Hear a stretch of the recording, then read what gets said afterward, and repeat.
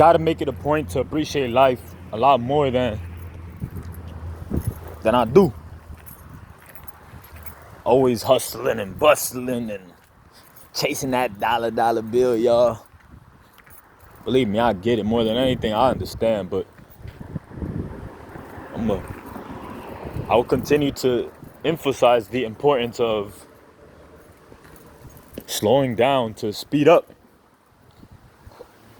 Slowing down to speed up to me is one of the most effective ways to live in this world. It's by far, something that we don't really speak on much.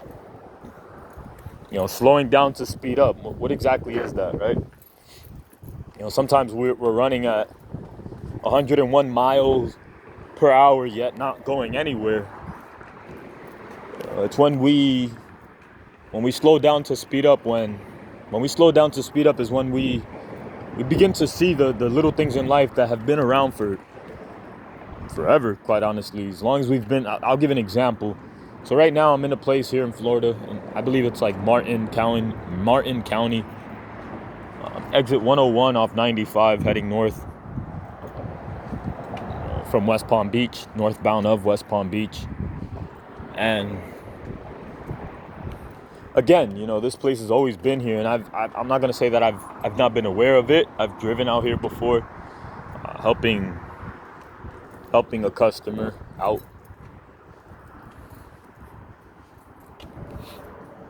But the more that I slow down to speed up, the more I get to appreciate the time that we have here on earth. I mean, it's going to happen quick if you don't slow down to enjoy it.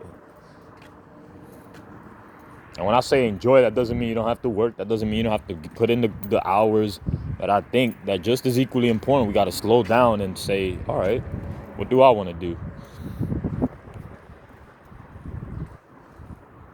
And I really believe that's taking a stroll or just pulling yourself out of the norm is one of the most common things that I've seen wealthy people do. I've noticed, going to a wealthy looking area, if you will, they usually take walks or bike rides, and they look fairly healthy. I'm not saying that every person that has money or is at a high income bracket that they got the money, but when it comes to common denominators, I think it's important for us to pay attention to habits that not only wealthy people have, but it's important to pay attention to the habits wealthy people have if we want to come close to attaining what they have.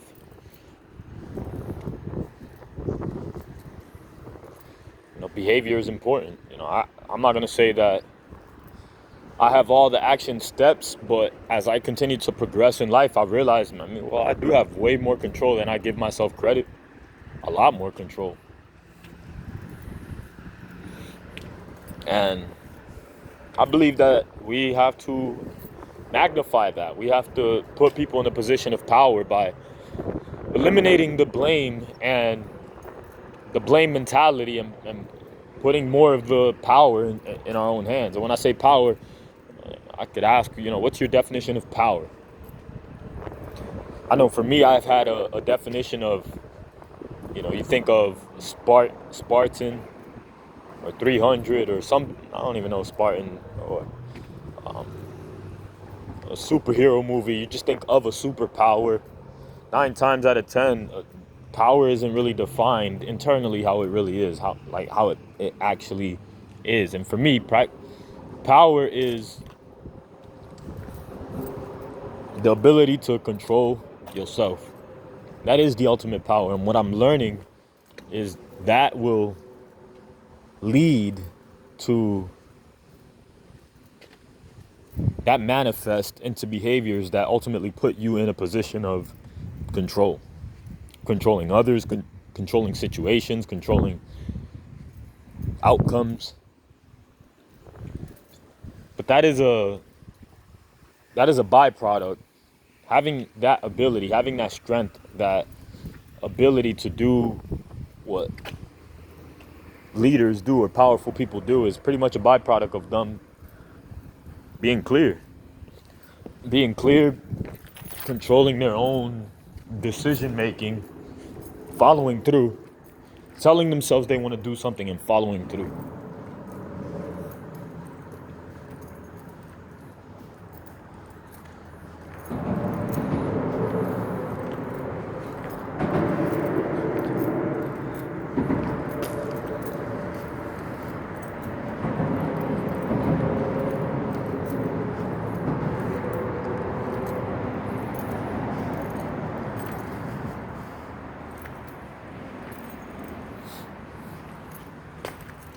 The ability to tell yourself to do something and follow through.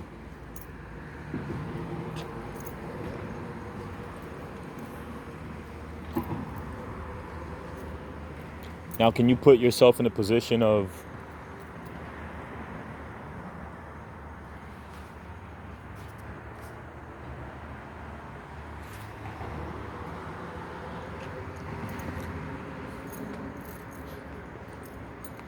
power without somebody putting you in position? Yes.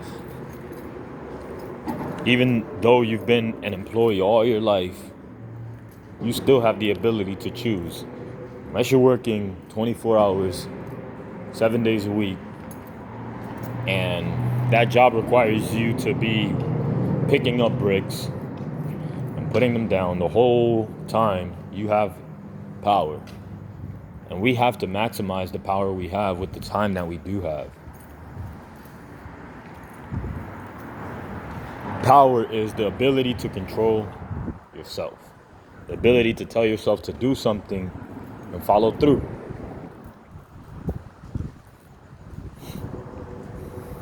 And take it a step further if you want to build your powerful muscles, if you will. If you want to build your power muscles, it's tell yourself to do something that isn't easy, that you don't necessarily enjoy, right? So you could take yourself out and say, oh, yeah, I'm going to tell myself to smoke a blunt. Yeah, you're controlling it. You're the one that decided that. But the ultimate builder in the power muscle is telling yourself to do something that you don't enjoy. And if you ever get to the point of enjoying it, then stretch yourself and put yourself in a position again of power by telling yourself to do something else. And when I say don't enjoy, it doesn't necessarily mean, you won't ever enjoy it. And also, when I say don't enjoy, I'm just trying to exemplify, or at least demonstrate the type of action that you can do whatever you want, but that I believe will yield the better results. It's telling yourself to do something that is uncomfortable, but also is healthy, right? So it's not just random acts. Like, let's say if smoking cigarettes is uncomfortable to you, I'm not saying do it. Tell yourself to do that and do it.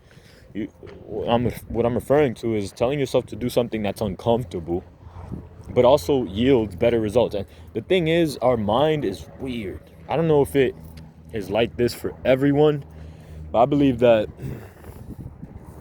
a lot of the stuff that are beneficial, a lot of activities that are beneficial, we tend to have problem with them. We tend to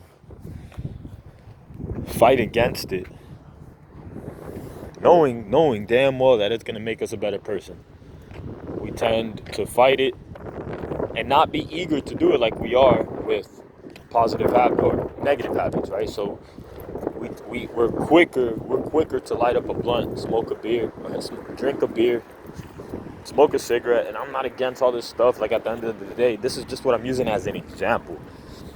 There's other detrimental habits as well. Going to sleep, not really taking action, not exercising. You don't necessarily have to be smoking, drinking. Sometimes people don't do these things and they're still just as equal. Sometimes they're unproductive. And there's people that do that stuff and are very productive as well. So I'm not putting that in a category. I'm just using it as an example. Because trust me, I know some people that drink and the motherfuckers work. smoke, the motherfuckers work. So it's not that. But if you're putting yourself in a position of, if you complain about the way the results are in your life, you have the power to control that. And it's not going to be overnight. You just got to be aware of the thoughts that you have. Thoughts rule this world. Whether good, bad, we got to realize that it is thoughts that rule our world. Ultimately, thoughts lead to behaviors. They lead to actions. But it starts in the mind. It starts as a thought, an idea. Somebody plays with that idea often for a long time. And that thought becomes something that is acted on. That sequence is something within itself that needs to be taught in school. People need to understand the basics of mind. I'm not saying go dive deep into psychology in middle school, but people should understand what a mind is, what the mind does, the amount of control we have over our mind. It's a topic that was never brought up to me. You know, there was plenty of classes I sat down and I paid attention. These niggas ain't really think nothing about the mind. They really didn't for 1 second think, hey, maybe these guys should understand something about their computer, their operating system.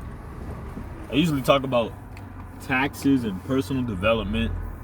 The taxes being one thing, that the finances, money. I usually talk about that in terms of why was it that we weren't taught that.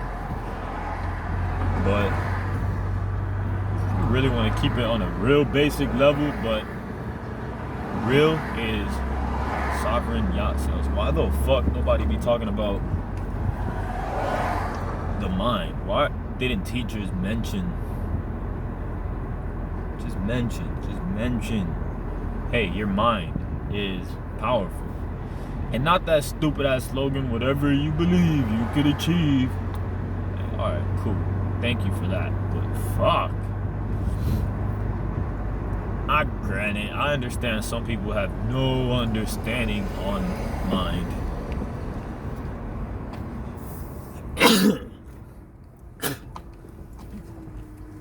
I also know that some people do. And a lot of teachers may not, but at a higher level, I'm sure the principals do. I'm sure administrations or people in the office do, goddammit.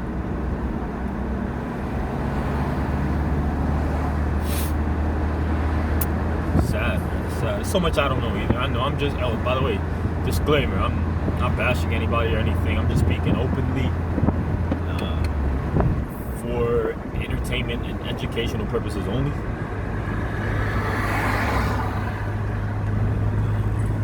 This is a skit for a creation in the future. But I am gonna start heading home. Gotta be back over here at 7 o'clock. Wasn't expecting to come this way, but I'm over here. I thought I'd be leaving today.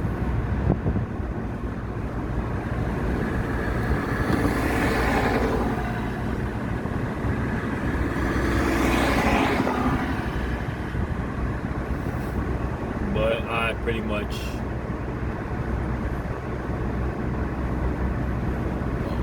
that's weakness on my behalf. I hate not knowing the next move, the next thing. I like predictability in the sense of what I'm going to be doing. I like to either be in control or know in advance what's going to happen. So it's my fault. You know, it's my fault for not putting myself in a position at the age that I'm in to dictate what happens next, where I get to be the one that chooses, really, pretty much. But yeah, I'm not in that position, and I test test drove the truck today. I test drove the truck. Did good. Took a couple right turns. Right. Real basic. I had the truck full of people, which I thought about. I was like, what the fuck? Why we have so many people in the truck? But in retrospect, I think it's because as the trainers, they want to make sure that she's cute. She ever say that? So like, one thing I noticed is cute girls, they try to stay focused and act like they shit don't stink. It's like, but somehow I got her to break her mental attention little barrier, and she looked over. I love it. Even in the rain, you goddamn it, get over here, girl. Nah, I ain't get it. But yeah, I was thinking about why is it that they had so many people in the truck. It was literally 1, 2, 3. 1, 2, 3. There's 6 people in the truck. But I think it was because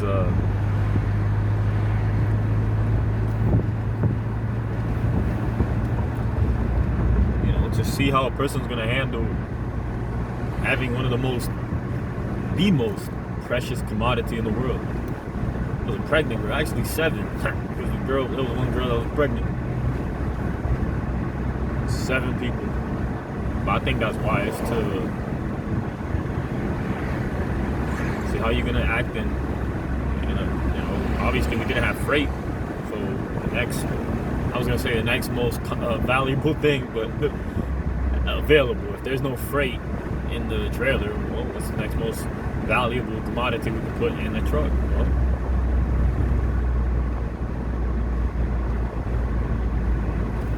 humans. And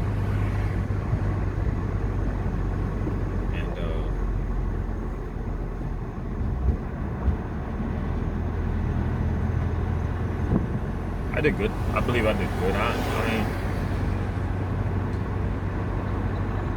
I'm used to being in a truck. I like driving trucks. And I like driving trucks. And I've been in trucks with people in them, goddammit. And I don't really fear nothing as long as I know what the fuck I'm doing. When I don't know what I'm doing, that's where I'll be on some. It just depends what it is. But I gotta put myself in a position of really controlling my own mind. And now as I navigate, as I explore that, I realize what it is, but I just gotta improve it. I just gotta improve on it and just keep moving forward.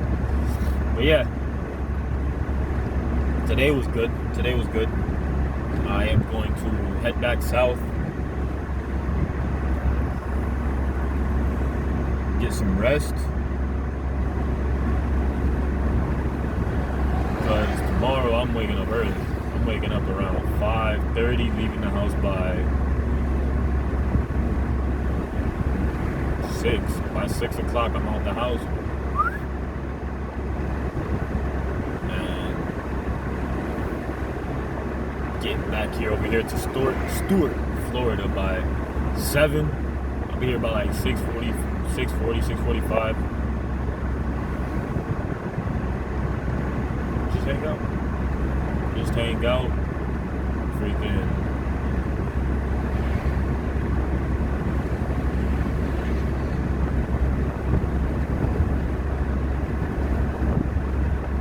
Get ready for tomorrow. Tomorrow's a good work day. Tomorrow is going to be a solid work day. Damn, I never hit a target. God damn, I forgot about that shit. I got so hung up on. Well, alright, so initially I was going to hit a target for fucking. Maybe I ain't gonna make it to that. Hell. I'll give it a shot. Well, the good thing is that tomorrow isn't I'm not leaving tomorrow either for good. From what it looks like, I'm gonna be running Florida. I don't know. I really don't know. I'm gonna bring all my stuff just in case. Well, I'm not sure. And that's part of what I don't like. I could ask more questions. I was under the impression that I was gonna take off today, but that wasn't the case. I'm taking off tomorrow.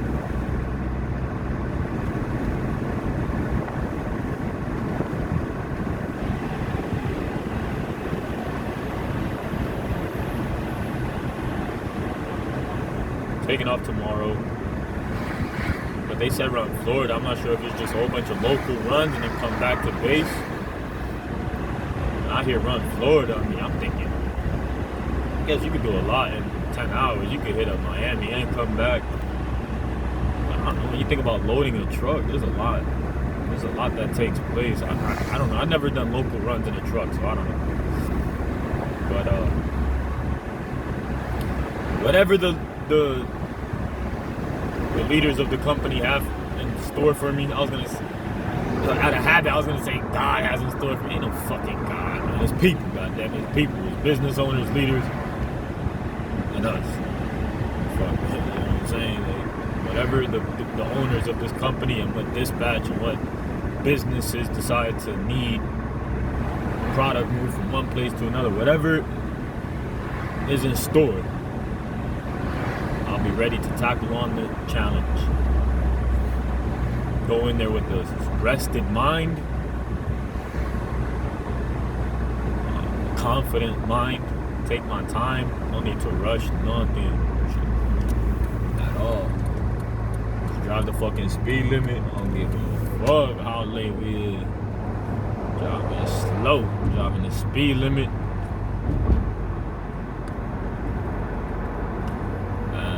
That's just what it is.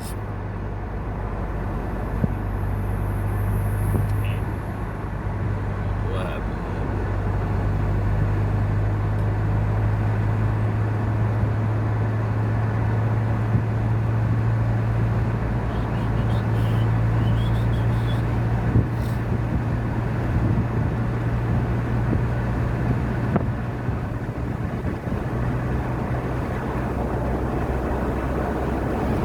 I actually am excited about this as well because I can get back to sending my son a little more money, more consistent, you know. I remember being in a position of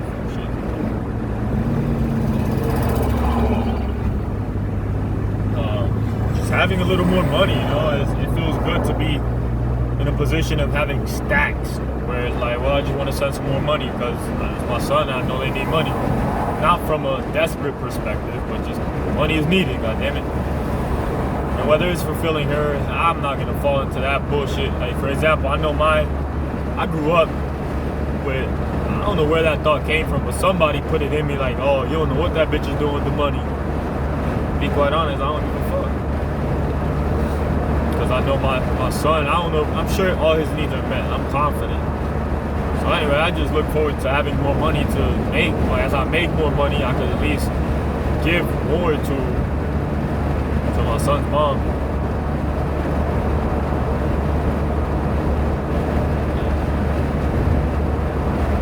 Even if it goes, like, if I think about it from a macro point of view, it needs to be done. So I like having more money because I could distribute, I could invest more heavily as well, but I could also give money without it being like, there is a threshold that it becomes like, holy shit, when you make it minimum, it's hard to give money away. It's like you can give a specific amount, but you know, it's tough to spread money when it's not a lot, goddamn it. And take care of people that you want to be good in life. And again, I'm not claiming to be that person that is taking care of anybody's well-being, but I'd rather send money than nothing. And you know, I do send relative to what I make. You know, I should put a percent on it so I can always send that percent. Keep it consistent. But yeah, this shit is non-stop. Yeah, I look forward to that, and then I look forward to being able to invest more freely as well. That's another thing. My mentality changes when I invest. I'm a little more aggressive. I'm not going to say I'm going to be more aggressive now, but as in putting more money in the market to create theta type strategies, yeah. But just more aggressive because the money's right there, it's coming in. Just having more of a plan this time versus last time making good money. It wasn't, I didn't really have, I had a plan and I fulfilled it. But the plan was education. So I can't bullshit. I did fulfill it. Now this is round 2. This is round 2. I do my best to take care of this opportunity. I think that as long as I stay active, as long as I eat light, I eat clean, and stay active, should be good.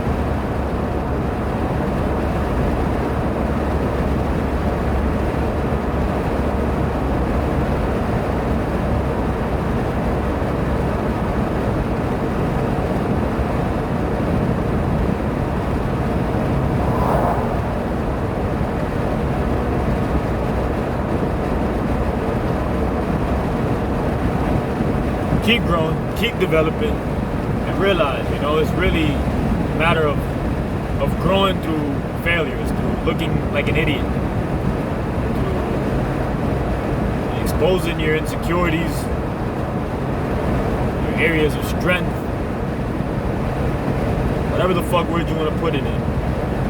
Building confidence through failing forward, goddammit. Realize there is a force, but that force ain't shit when you care less about what other people think. When you grow by learning lessons from yourself, the growth is more sustainable. Stay strong.